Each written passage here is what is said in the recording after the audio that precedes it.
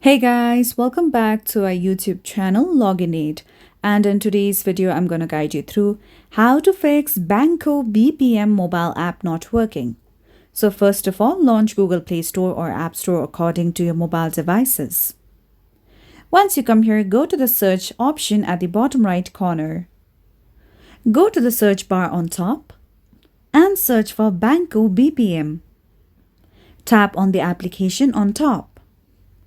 Now over here, instead of the option of open, if you see the option of update, tap on it and make sure that the application is updated to its latest version.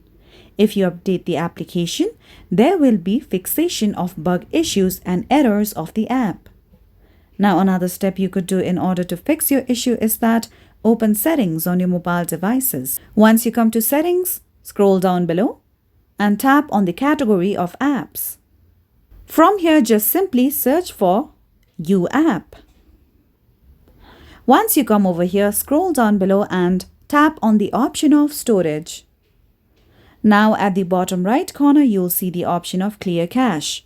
If you tap on it, you will be able to fix issues of UApp Banco BPM mobile application. So that's all for today's video, and at last, don't forget to subscribe to our YouTube channel.